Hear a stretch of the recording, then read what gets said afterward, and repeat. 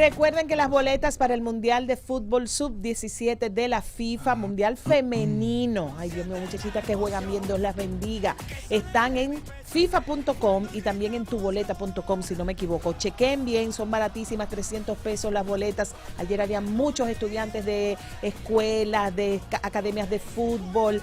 Me encantó el ambiente que se vivió ayer en el Estadio Olímpico Félix Sánchez aquí y también allá en Santiago en el Estadio Cibao FC o Fútbol Club. Bueno, ha llegado ese momento de los jueves que tanto esperamos y que con tanto cariño recibimos a nuestra querida Maribel Reyes, abogada constitucionalista, que en estos días me imagino que está, busca, analiza, bienvenida y feliz cumpleaños atrasado. Gracias. No, todavía yo tengo mi mes de cumpleaños. Mi cumpleaños fue ayer y empieza el 1 de octubre y termina el 31 de octubre. Bueno, mira, los muchachos me dijeron que no te felicitaron ayer de manera formal en el programa, no te enviaron felicitaciones porque sabían que tú venías para acá hoy y querían hacerlo en persona. Exacto, por eso. En persona. Desmiéntame, Nereida, ¿no es así? Sí, así mismo, totalmente. Pero tú me felicitaste ayer. Sí, pero por Instagram. Y Romando. Sí, es cierto. Tengo que chequear esa parte de mi algoritmo porque no me salió, así que tengo que chequear eso. Por favor. Mira, mucho trabajo en estos días en el Congreso, cuántas cosas, pero asumo. Déjame hacerte una pregunta personal. Sí. Entre las cosas que están pasando ahora en el Congreso con todas las reformas, ¿cuál tú consideras que es la más importante, si es que existe una más importante, o la que debe salir primero, o la que marca el paso a las demás? Mira, la verdad es que ya no hay forma de que la reforma constitucional salga después que la reforma fiscal, pero yo creo que desde el primer momento... ¿Y por qué no si empezó primero? No. Empezó primero la reforma constitucional. Sí, entonces, si la reforma constitucional empezó primero, va a salir primero. Y sobre todo por lo que tiene un límite, un plazo para que la constitución sea promulgada. Te dijo 15 días. Pero sí, pero si vamos con la importancia que según yo tendrían que tener el orden de las reformas, por ejemplo, para mí, yo hubiese empezado con una reforma fiscal. ¿Y por qué? Porque desde el 2012 tenía que hacerse una reforma fiscal que se vino posponiendo y tenemos que hacerla. Ahora bien, que no compartamos el contenido de lo que salió en el proyecto de reforma fiscal y que entendemos que esa reforma fiscal debe de ser revisada, debe de modularse ciertos temas que están ahí, debe de haber un tema de darse cuenta que no todo se ha desarrollado de la misma manera, no todos los sectores, cómo vamos a ponerle impuestos y de qué forma a cuáles sectores. Entonces, yo entiendo que debía de haber una reforma fiscal que, sobre todo, que debe de ser consensuada, porque a diferencia de la reforma constitucional, que tiene un aspecto netamente político, que es el tema de la reelección presidencial, y algo que yo he dicho aquí numerosas veces que el Procurador General de la República es independiente, la reforma fiscal afecta a todo el mundo.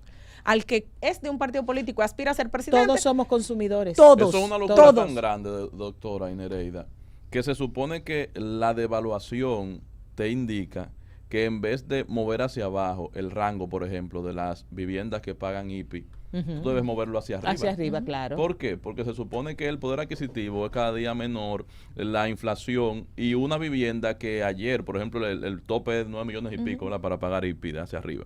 Se supone que una vivienda que ayer costaba 9 millones de pesos. Mañana cuesta más. Y que no es la misma que hoy cuesta 9 millones. No. A lo mejor ayer, hace 2012, con 9 millones, tú te comprabas un apartamento de lujo ahí en la Nacaona. Sí, eso es así. Y ahora no.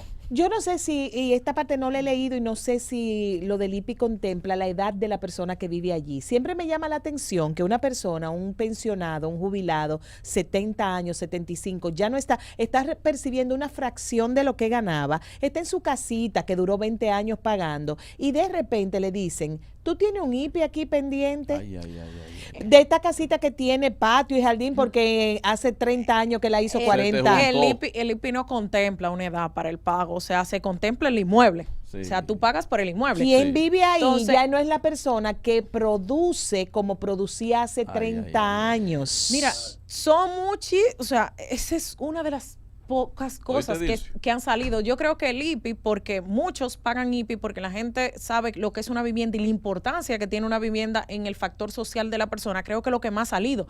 Pero cuando tú te pones a leer la reforma, en proporción de cada aspecto que está tocando la reforma, tú dices, uy, el sector construcción, que ha sido el encargado de dinamizar la economía eternamente en este país, igual que el sector turismo, dicen, no, es que ahora le vamos a grabar todo de repente, y porque ya el turismo se desarrolló y debemos de eliminar la ley de y el turismo. La exención. Y yo, pero espérate, ¿cuál turismo se desarrolló? Porque tú me puedes decir que si uno de los emblemas que dijo este gobierno es que quería desarrollar Pedernales, por ejemplo, que quería desarrollar Punta el sur Bergantín, porque nunca se había desarrollado, de repente ya está desarrollado. Y yo dije, ¿cuándo se desarrolló? O sea, no le vamos a dar ciertas concesiones porque ya está desarrollado. No creo, por ejemplo, que el tema de, si tú me dices, Cabarete, Sosúa y Puerto Plata tienen el mismo nivel de desarrollo que el que tiene, por ejemplo, el turismo interno que se hace, por ejemplo, en San Francisco de Macorís, el que tiene el Sendero del Cacao, el que tiene una casa de ecoturismo, Monteplata o incluso Jarabacoa.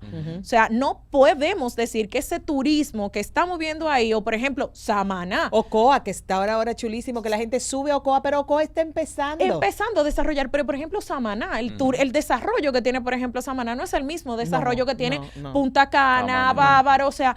Y ojalá que vaya al Paso también, No, Samaná. que además no lo Que se dejan. vaya al Paso. Que es otro tema, no lo dejan. Ajá, ¿por qué? A esas otras provincias no lo dejan porque no quieren, hay sectores que no quieren que nadie sea competencia de ellos. Pero es que eso es, Eso es un tema disparate. es un tema más profundo. Hawái Pero es así, entero profesora. es turístico Eso es así. entero, todas Mira, las islas. yo de verdad quiero pensar que si por orden de prioridad teníamos reforma, Ese es otro tema, la Román. reforma fiscal debió de ser primero a una reforma constitucional, porque cuando vemos incluso lo que salió de la reforma constitucional, yo digo, ¿en qué impacta a la sociedad? En la democracia. Vivimos en un país Pues democrático. entonces, algunas personas dicen que esto hay un tema estratégico aquí, que entonces yo tiro petardos por varios lugares y cuando viene a ver, mientras todo el mundo está viendo los fuegos artificiales, va entrando el caballo de Troya con lo que verdaderamente estamos tratando de entrar. Mira, yo quiero, o sea, no voy a especular respecto al, porque al final esto es una especulación y Sí, yo no puedo claro. especular. Yo lo que creo es que sí habían prioridades, que al final la reforma constitucional es un tema que, lo digo, siempre fue una bandera, el tema del procurador general independiente, que el presidente quería dejar ese legado. No era difícil con esa mayoría que se tiene en el Congreso Nacional, ya se hizo, y creo que han sido poner como puntos Y el de dos los periodos y checklists. nunca más. Y el de periodo y nunca más, que ya existía. Y era como poner un checklist a las reformas que tenían, o sea, como, ok, reforma constitucional, bien. Ahora, tenemos el tema de reforma fiscal porque se quiere que se implemente en el 2025, o sea, enero 2025, tiene que ser la siguiente. Después tenemos ahí mismo, o sea, al mismo tiempo de una reforma constitucional conociéndose y aprobándose en segunda lectura, teníamos introducción de proyecto de reforma fiscal, que incluso en un momento sale Pacheco y dice, vengo ahora, que se me está presentando un tema y se Ay, sí. para. Ajá. Y yo cuando estábamos haciendo la cobertura en vivo en CDN, yo dije, si él se paró a las 4 de la tarde, eso es que están depositando la reforma fiscal. Pero No lo hacen público, pero después salió una foto y me dice Félix, Maribel, mira, Félix Victorino, que estaba haciendo la cobertura, me dice, mira, Maribel, tú tenías razón. Y yo dije, los plazos es lógico, estaban depositando reforma fiscal. Y Pero al luego mismo viene la tiempo, laboral a final de esa viene semana. reforma laboral. Entonces yo dije, efectivamente el presidente dijo que iba a ser un presidente reformador, o sea, que tenía grandes reformas para el Martín Estado. Lutero. Pero yo siempre he dicho, y yo creo que Juan Carlos un día me dijo, ay, no, o alguien que estaba aquí me dijo, ay, tú estás pensando. Y yo dije, no, uno tiene que tomarse el tiempo para hacer las cosas, sobre todo para hacerla bien. Sí, hay un tema que me encanta y es el empoderamiento ciudadano. Nosotros no somos el mismo país que hace 30 años no se atrevía a hablar. Mis propios hijos me dieron una lección con lo de la Plaza de la Bandera, cuando yo le dije, tú te estás volviendo loco, usted no va para allá.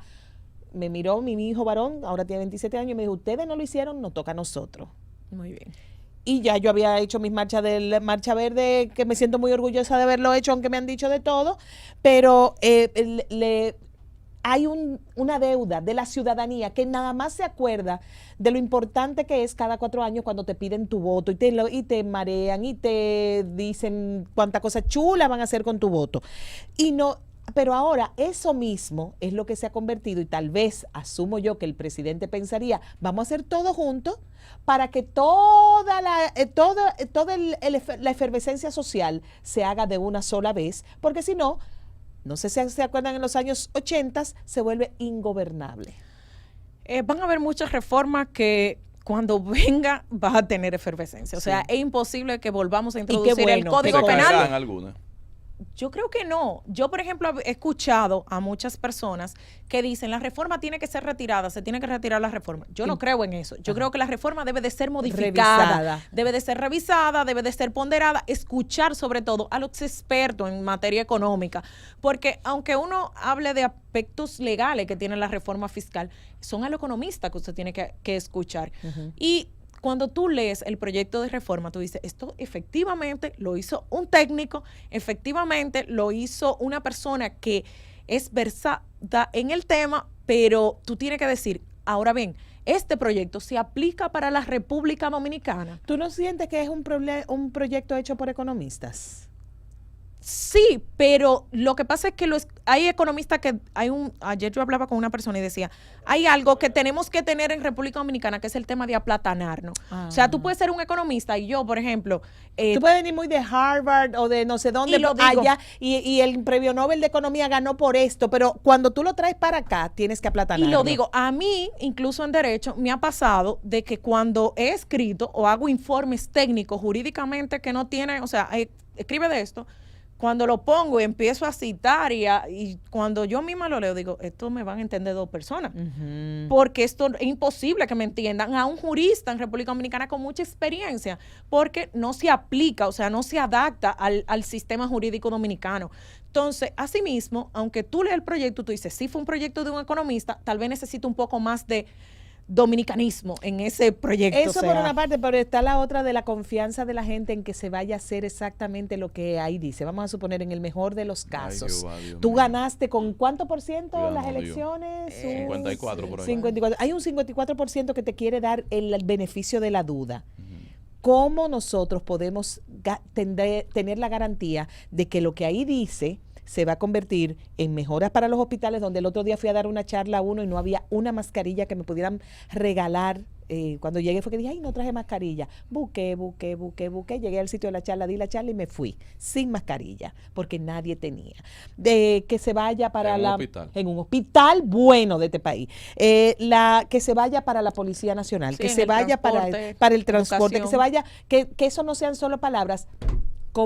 ¿Qué garantía hay? ¿Hay alguna garantía constitucional de que lo que tú dices que tienes que hacer o que vas a hacer y promete, y si no se cumple, qué puede pasar? Bueno, se supone que hay un derecho a la buena administración pública y en teoría nosotros como ciudadanos podemos fiscalizar esa administración pública porque son fondos públicos, o sea, no es un fondo del que está gobernando en este momento que puede hacer con ese dinero lo que le plazca. O sea, cuando se recauda ese dinero, y lo lógico es que se haga un proyecto y decir, esto va a estar destinado, y si se recauda 300,000 millones para X cosa, es porque vamos a dejar ese problema resuelto, no que lo vamos a recaudar y vamos a seguir teniendo un problema. Que, por ejemplo, lo que pasa con el tema educación. O sea, el tema educación, asignamos el 4% sin un análisis previo de cómo ese 4% se iba a implementar, cómo iba a impactar, qué íbamos a hacer para ese 4% verlos en resultados de PISA, aunque por ejemplo. Decir una cosa, sí planificaron, lo que pasa es que no planificaron lo que nosotros queríamos que planificaran. Calidad de la educación, lo que planificaron los negocios de la educación. Planificaron el bajadero de ese dinero. Planificaron aumentos de sueldo, que era lo que más se estaba reclamando. Y escuelas nuevas. Pero recuérdense todo el tema que vino con las escuelas, o sea, que la malconstrucción, el tema de los vicios que había, o sea, de todo. Entonces, yo siempre he dicho, antes tú tenías una clase de profesores, por ejemplo, que tal vez ganaban poco dinero para lo que se necesitaba, pero entregaban su alma. Ahora mismo, tú dices, tenemos muchos profesores que están capacitados, pero tendríamos que pedirle como usted es buen profesor, te voy a pagar más. Si tú no me cumples con unas metas, que es lo que hace el sector, por ejemplo, privado, si usted no me cumple con unas metas de evaluación, pues simplemente usted posiblemente en tanto tiempo usted va a salir fuera del sistema. Porque se supone que si tú haces carrera, tú tienes que ser bueno en tu carrera. Pasó contigo y con el derecho. No es que yo solo pasé por la escuela y estudié. Tú tienes que ser bueno en tu carrera, ser evaluado para tú quedarte. Mira, Maribel, el tiempo se nos ha agotado. De hecho, no llegamos al tema que queríamos tocar y que vamos a tratar con Juan Carlos ya cuando él esté, que es sobre qué tanto puede hablar un funcionario en torno a lo que él quiere decir sobre un caso X a la prensa o a la gente. De eso vamos a hablar y te vamos a invitar a que tú vuelvas a eso. De hecho, qué bueno, qué lujo tenerte aquí cada jueves. Pero yo te voy a pedir que te quedes, porque ahora vamos a hacer una pausa y cuando regresemos vamos a hablar de deporte, que hay que hablar hoy de deporte obligado. Así que sigue con nosotros Maribel Reyes, abogada constitucionalista que nos visita. No hay tiempo para hablar de deporte. Sí, señora. Claro que sí. Como un carnaval.